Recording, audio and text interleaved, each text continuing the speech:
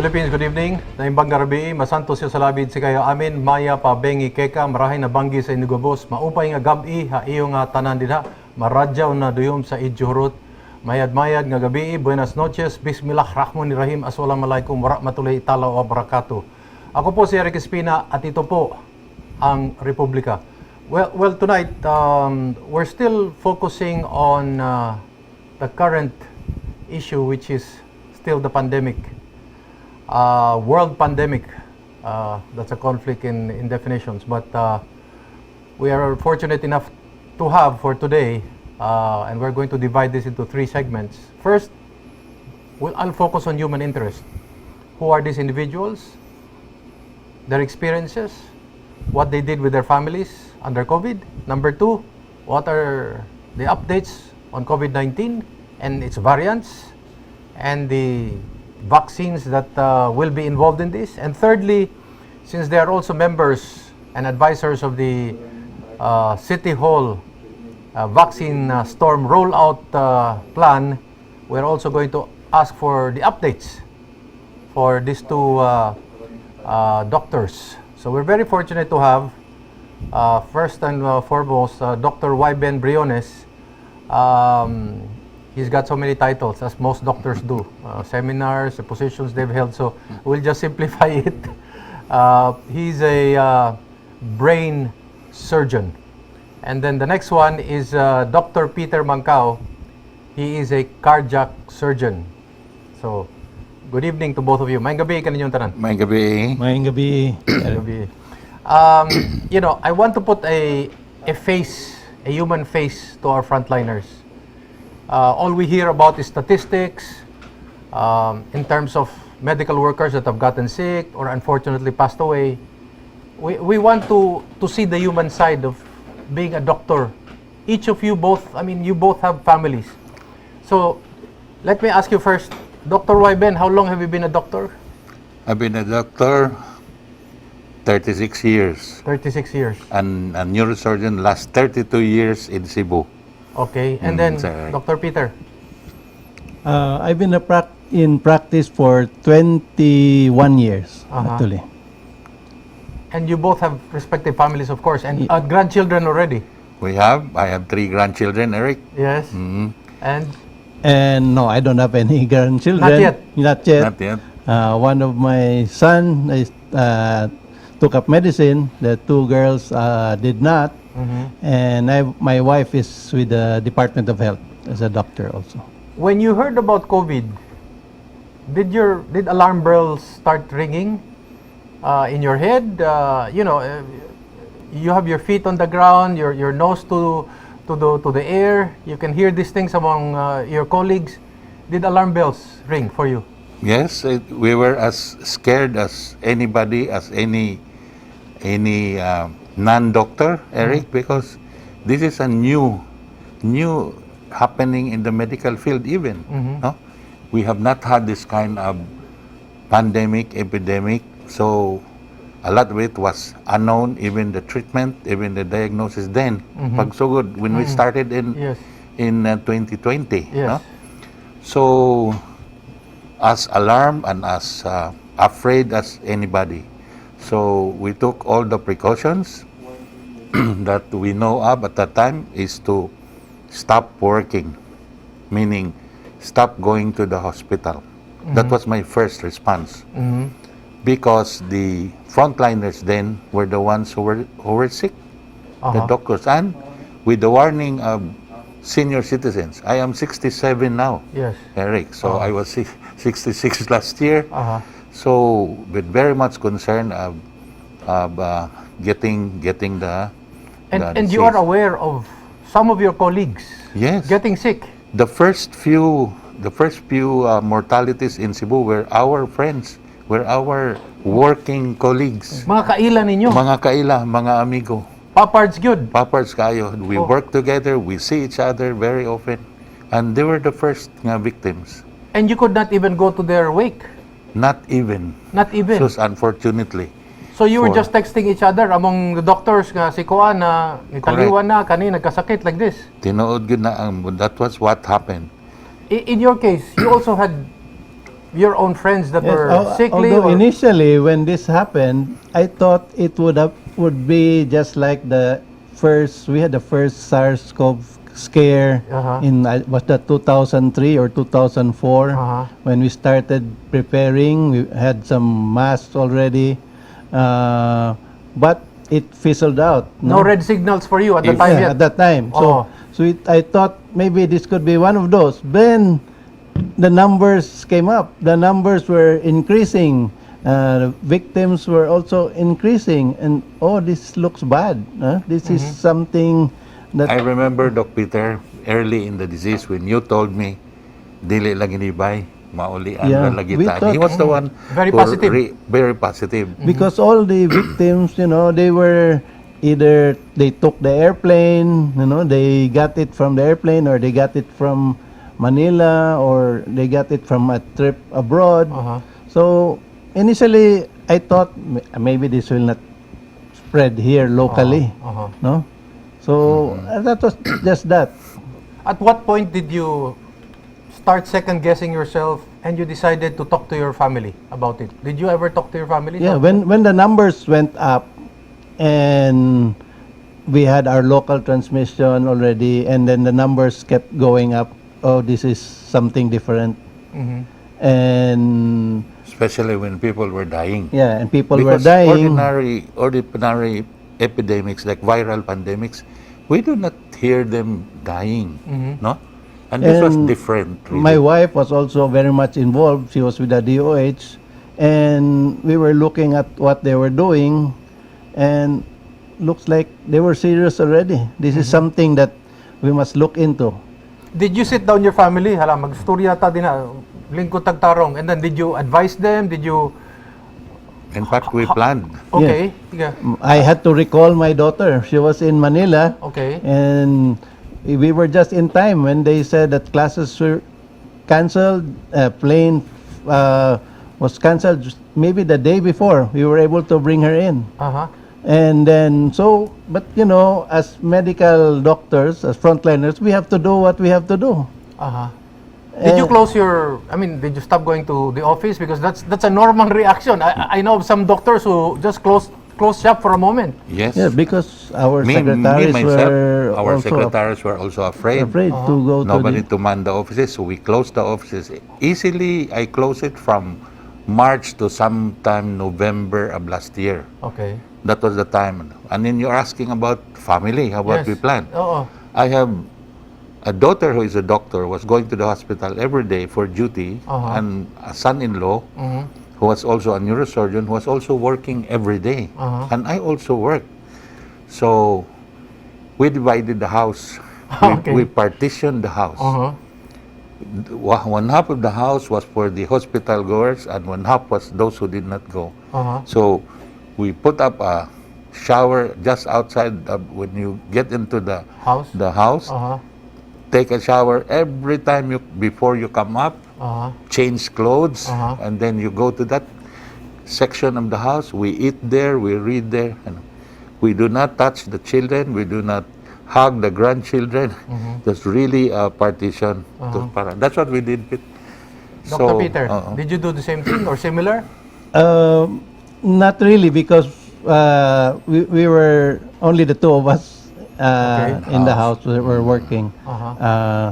So we had an arrangement that the usual thing that before you come into the house, we have to remove all outside wear, and then once inside the house, I still use the mask even if Okay. I'm in the house. Okay. So I only take it off when we eat, but after that I have to put it back in. If you don't mind, I'll ask you, Doc Wyben, how many of your colleagues got sick and how many have passed away? Okay.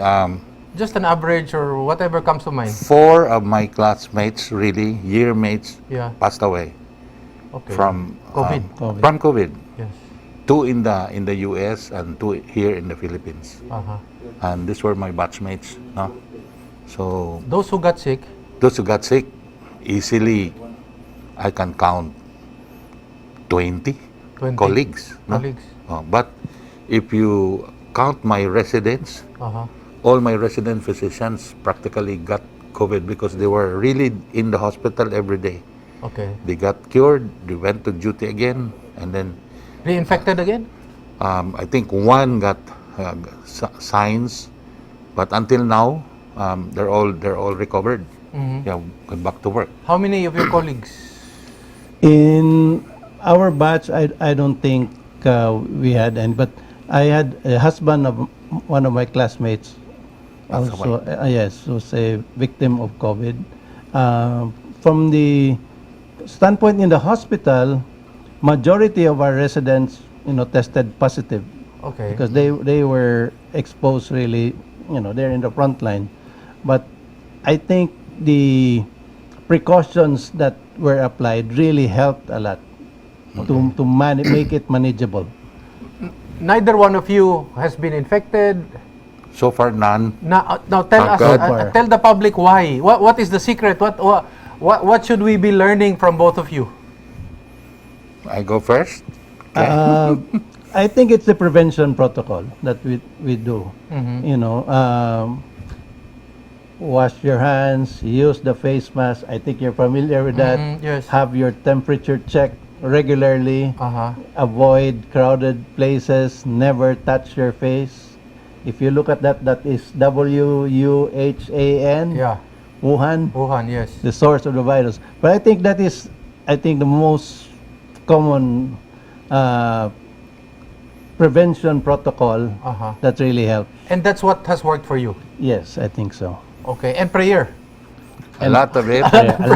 Lots of it. lots of prayer. Ivan. Me, same with all the precautions. Like there was even a point when I go to the hospital, I wear gloves. Okay. When touching the doorknobs, starting the tables, getting the chart, Uh-huh. using gloves all the time. Uh-huh. Then before I go out of the hospital, remove it Uh-huh. and place it in closed, then discarded in the. But always wear N95s. That's my rule, which is here. I just took this off, ladies and gentlemen, for you to hear us better. But I use the good quality mask and use it all the time. And then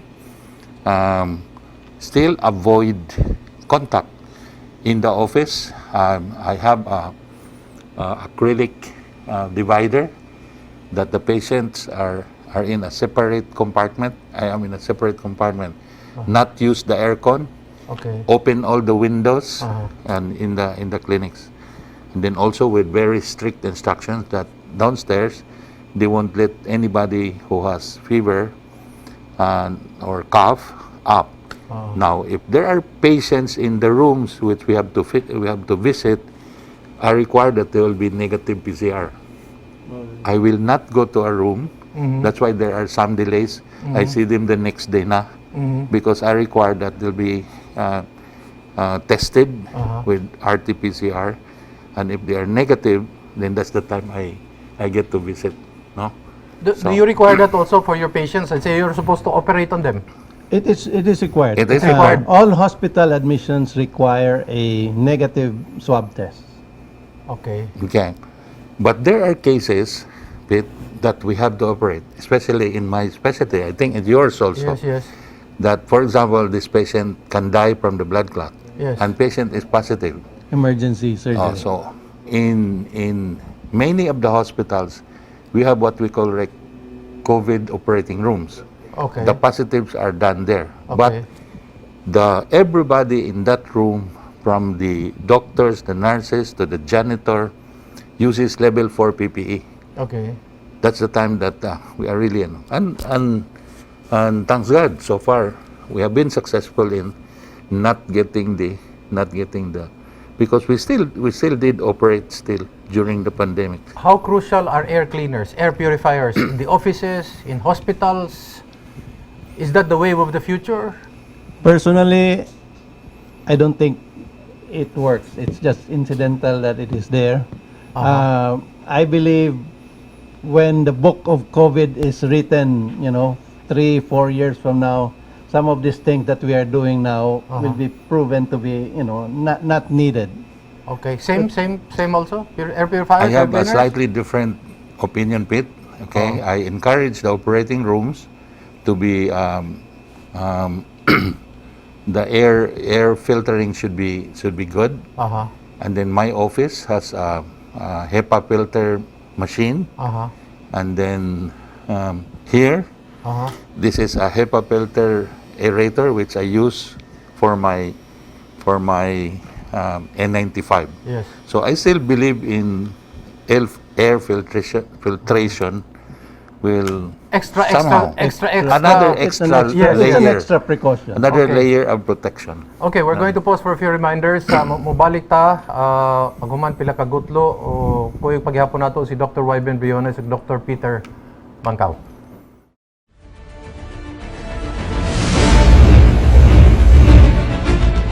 Okay, balik ta sa atong programa Republika. Ako paghihapon si Erik Espina. Kahinabi nato si Dr. Wyben Briones ug Dr. Peter Mangkaw. I'll ask this of you, no? Ganihan ning sulti mo nga ang inyong mga residents na kadaghanan na positive, no? So, ako ning pangutana, kaning there's such a thing as a viral load. Ang problema lang ani is, have we determined right now, is the science there?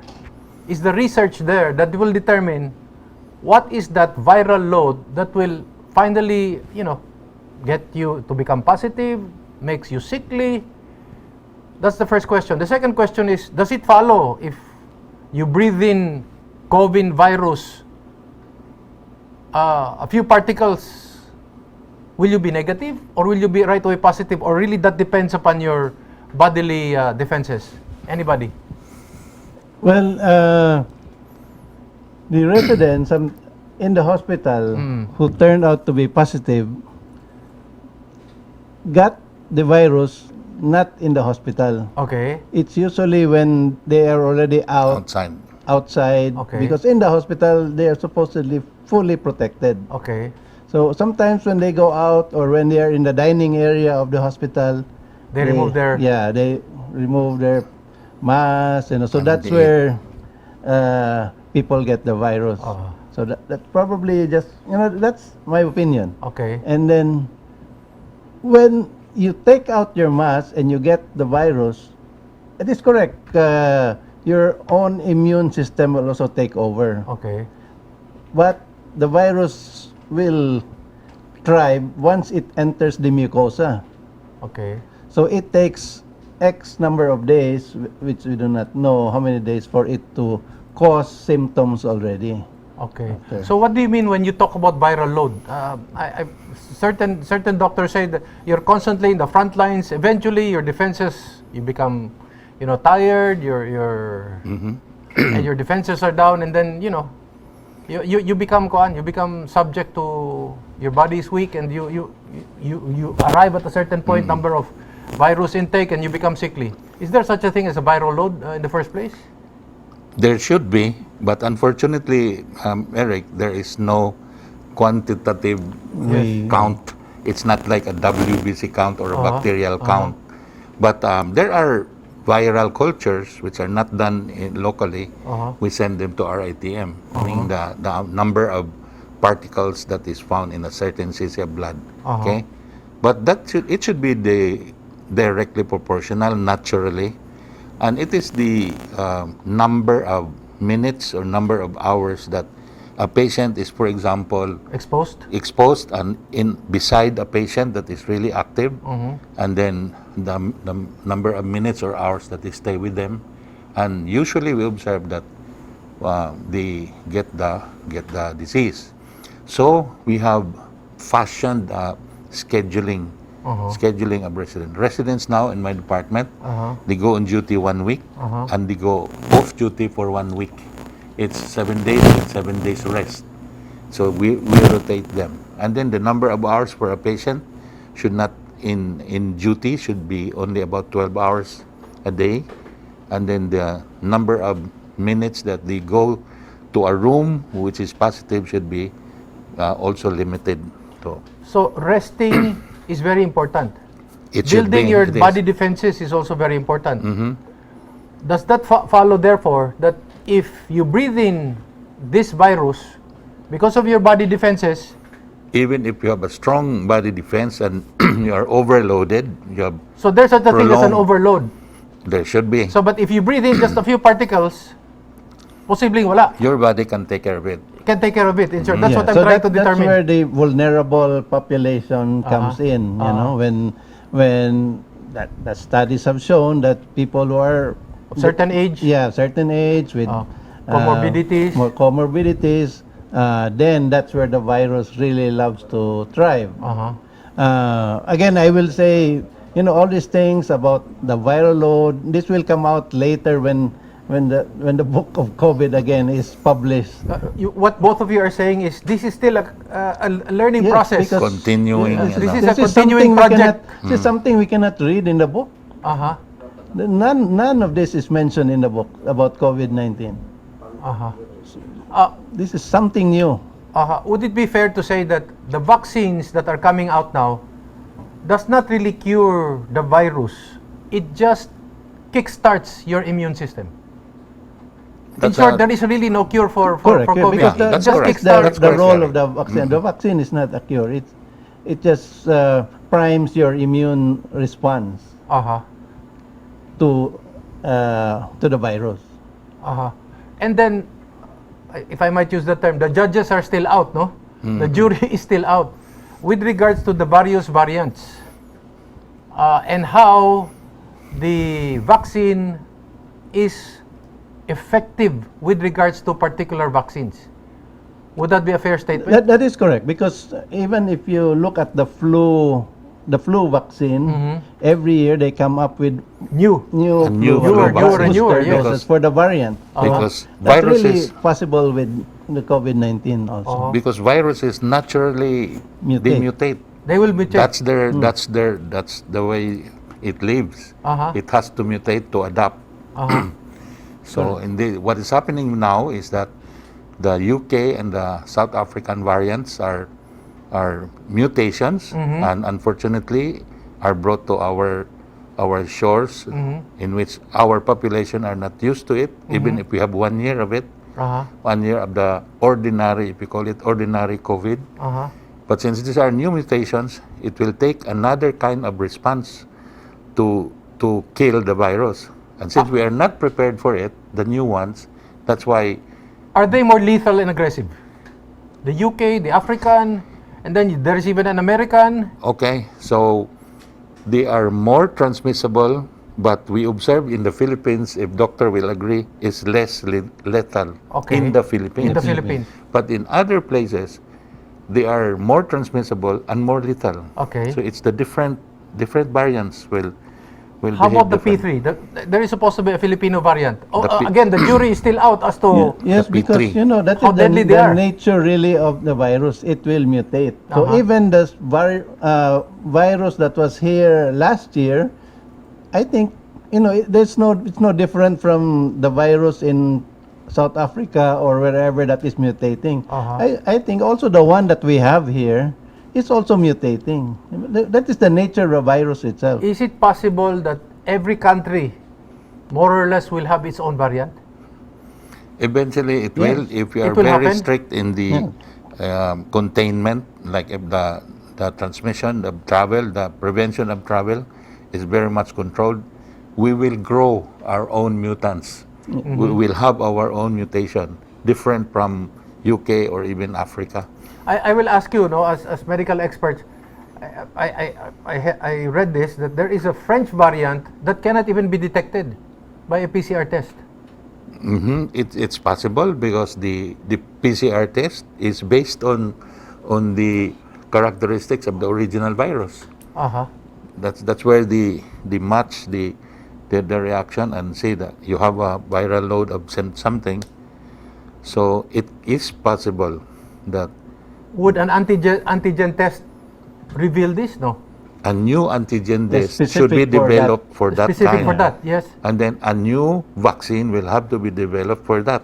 So sa Binisaya, pani, posible ba may tabudak nga murag mag-apasta sa lain-laing Way ka variants? manan. Way Kita ka mo'y manan. nagkuhan, makutas tag pangitaan ig mga kuan, mga bakuna para ma-address ang kada variant? Is that possible? Will that will Possible. happen? So it is also possible that the PCR swab test, it has to be updated also, Also. to include, you know, to include whatever the new variants variants. that are coming up. And so the necessary conclusion here is, even if you have had your vaccine, because of the variants, mask and face shields is already going to be part of the Part of our daily lives. protocol of the next Correct, 5, 10 years perhaps. Eventually, yes. Maogi hapon na that's what they are telling us because of the new variants. But now you mentioned something hangtod ba ni sa hangtod. That's why if we have to give our contribution, Yes. we have to tell our people, your human body, ang atong human body, is the virus killer. Okay. So, if you are unfortunately infected, no, stay away from people. Do not transmit this to your friends, your family. Quarantine yourself, and then kill that virus by yourself. Only tuyo sa Yeah, quarantine quarantine. because we say, once you have 14 days of quarantine, you are no longer infectious. Di ba, Doctor? No?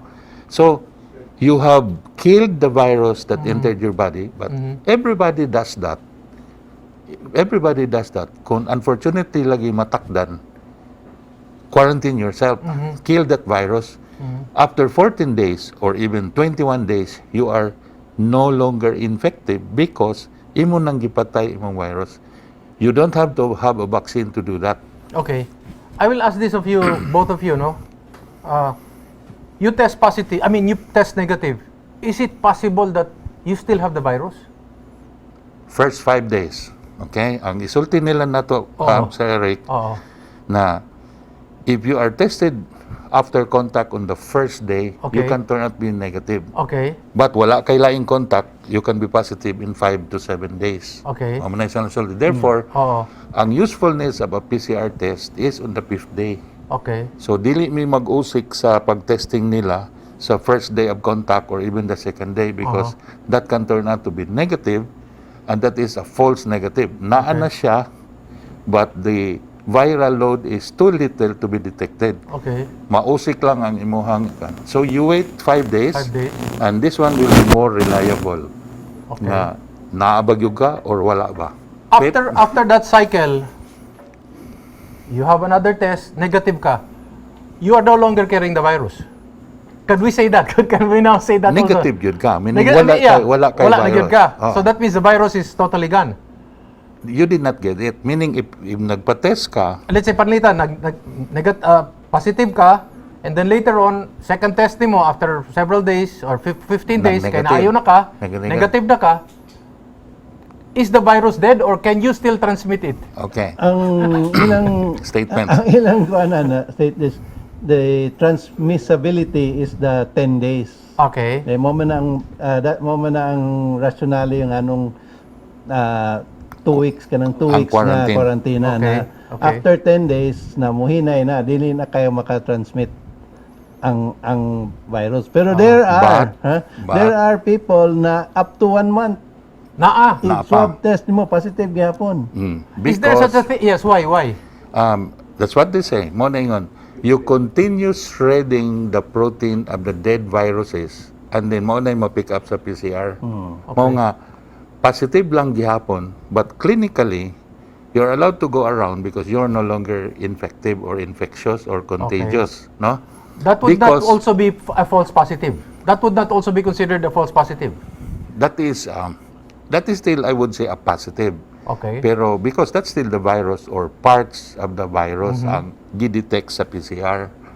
Pero no longer, it's weak enough or no longer infective. It's dead in your body on the 14th day. That's why we allow them to go back to work. May mo halubilo sa mga relatives because dili na ka-infective.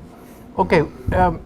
Of course, they said, no, when it comes to the vaccine, what is available is the best vaccine. No, that's always been said. But if you had a choice, Dr. Wyben, Dr. Peter, if you were in front of a supermarket, which Na lima. which one would for your age, for whatever, As I always said, over the weekend we went around to the Yes. different barangays, Oo. and my ending statement was always, the best vaccine is Is the what is- vaccine in Okay. your In your arm. arm. Okay. That is the best vaccine. Oo. Because basically, if you go through it, all of them have the same purpose. Oo. All of them have the same purpose, na to make you immune, to make your immune response, to make you immune to the virus. So Okay. all of them have the same purpose. Mm. So any of those, In short, you will not choose. If I will not somebody choose, came yes. along and said, you can choose these ones, which one would you choose? whatever is available. How about you, Dr. Wyben? The same, Same? no? Kung whichever is available.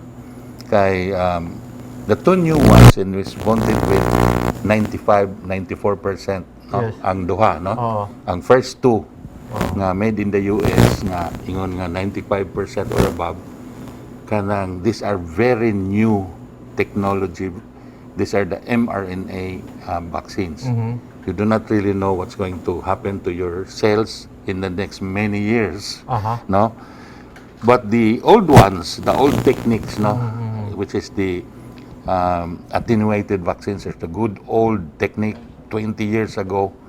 This was developed already, and this is the safer ones I feel will be for me. So, nana ko'y gamay ang answer nimo. Okay. I will go for the attenuated cells rather than the mRNA.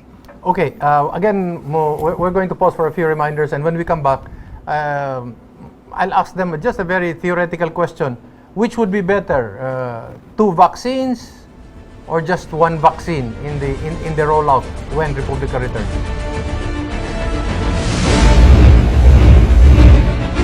Nagbabalik po ating programa Republika. Kausap pa rin po natin si Dr. Wyben Briones at si Dr. Peter Mancao. Doc, in terms of you're part of the advisory group, no? The City Hall storm rollout plan of especially of Vice Mayor Mike Rama, no?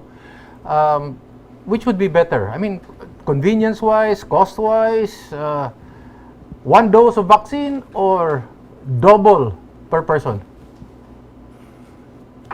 I'm talking about Janssen because Janssen It's came a out single dose. Yeah, single dose. We have found the difficulty, and we have discussed about this, Yes, Eric. Na ay vaccination, 1 million people, and we have to revaccinate in 3 to 4 weeks. Mag-abot na sila. That's why I Yes. pointed out. You'll have about 2 million to vaccinate in the middle, and eventually magkadutay, mahuman. Oh. The difficulty alone of 2 doses is really big. Uh-huh. So if we can have a single dose Better. vaccine, it should be better Okay. in logistics, no? In logistics. Logistics-wise, single Logistic dose. wise. But problem right now is the only vaccine that is given single, which is Johnson & Johnson, is not yet available sa ato. It's a long way for utilization, emergency, or even approval, much longer. And they are also having problems with blood clots now, in the question of blood clots. So it will take another time for them to settle the problem. So we have to think of two vaccination vaccines, no? We have to plan for that. In the beginning of the vaccine programs, my mind is always very creative. I was even asking the question last year. I said, is it possible to use one vaccine and after a satisfactory period of time passing by, you take another form of a booster shot? And now they're discussing it. Can you It is. actually take two different vaccination protocols? I think so, yes, because we have been getting different kinds of vaccines since childhood. Kitang tanan, Oo, no? oo. From MMR to BCG, we have been. So polio, Oo. tanan na gitake na. So, Cholera pa. no, cholera. Oo. So theoretically, you just have to give a certain rest time for that body, and then you can take another vaccine. That's my opinion. Because if you will give two vaccines for the same purpose, very close to each other, you'll also have your vaccine overload. No, your body will have to Yeah. work double time. Oo. So there are mention of 1 month, and there are mention of 3 months. Aha. After you finish your vaccination for this type of vaccine, then you may take it another one. But there are ways to check, no? So you have to test your antibody level, no? And check your antibody level for the first vaccine. If you have enough levels, then you may not take the second yet. But for example, you have very low antibody level, even with finishing with 2 doses, then you can plan for your Another one. another one. Uh-huh. Because you have low antibody response or nothing. Some will even negative. No? So Even that's if my opinion. You If can you have a heart problem, it's okay. You can also. It's okay. You would also advise it. Yeah, in my opinion, there are people who are working on this. Okay. You know, as long as it is cleared by, you know, these doctors who are assigned to work on, clear us. yeah, to Yeah. clear that you can use another vaccine if you had another brand and another brand a second dose. If that is cleared by those people who are assigned to do that, then well and It's good. okay. Yeah, we will do that. Yeah, my statement, Sir Erik, goes without saying that approval should be given. So my advice is we should follow the science Yes. of it, no? Because I'm sure they will be studying this. Right now, there are now studies ongoing with this different types of vaccine for different ages, different amount, even the amount of how much you receive, 1/2 cc, 1 cc, full dose, half dose. The jury is still out in terms of efficacy, duration of the efficacy. No info yet. No info yet. No So info it's yet. possible Because that they- maybe next year you might have another Correct. dose of A vaccine. booster dose, because booster they, dose you again. know what all the vaccines look up to is just like the hepatitis vaccine Uh-huh. that was given for 3 doses. Then it gives you a lifetime Immunity. for hepatitis. So that is, you know, supposedly what a vaccine is. Uh-huh. So that is what we want to happen. Uh-huh. But you know, it takes 10 years for a vaccine to be studied. And this only happened a year ago. So we still do not know whether this will last for a year or we will need a booster after a year. There is still no way of finding out whether the vaccine works. I think they should be working on a test that you've taken the vaccine, they do the test 6 months later, and if you have that positive antibody or whatever it is, then the vaccine worked for you. If not, then you will have to go to the process again and get another one. Now, going into Cebu City Hall, what is the status? Where are we? And then, are we focusing first on the frontliners? Now we will go into the senior citizens. Well, I what was is the very plan? much involved with in the city hall, especially in the, you know, when we were looking for sources on how we can get the vaccine. So we were able to, I think the city hall even already has a term sheet already. They made an offer already to the supplier, which is based in Manila, for the Novavax or the Covovax, which is Covovax. from the Serum Institute of India. Because if you look at it, Pfizer, Moderna, nobody will, nobody you could talk to. But this guy who is in Manila, he has a direct connection with the Serum Institute of India, and he said, okay, we will work on this. At least this one, we know this is direct to the source. I know a little of your question on what's going on Yes, because I've been involved in the vaccination at the Galleria and at the UC Banilad. Yes. In the last, when Cebu City was allocated its vaccine for frontliners. Yes. So we finished the frontliners already, Okay. and we are out of vaccine already, both for Sinovac and as well as AstraZeneca. So we're waiting for We're a new waiting tranche. for our new tranche to be delivered. Okay. But right now, what we are doing is really preparing more vaccine sites. Okay. Now, first is, now I'd like to Yes, please tell go us. into the senior citizen, which is A2. The second group after the frontliners will be the senior citizens and the people with comorbidities. Abilities. That's A2. That is where the registration is ongoing now. So for the Cebu City residents, go into the website of Cebu City, which is micsmix.gov.ph for Cebu City, and register already. So when the new batch will come, we will just contact you that you will go to the 7 to 10 vaccine centers. We are requesting several hospitals Okay. to be the vaccine site for senior citizens. Okay. And we are hoping that they will say yes and help us because we have 82,000 senior citizens for Cebu City alone. We are not counting yet Mandawi and Lapu-Lapu and Talisay, no? For Cebu City alone, we have 82,000. And as of now, only 11,000 have registered. How many So, sites? Right now, it is at least 7 sites, How many are we looking at in the future? 20. 20. Okay. And then, I know you did your math on this. Yes. You're talking about 82,000 senior citizens. What's the running time?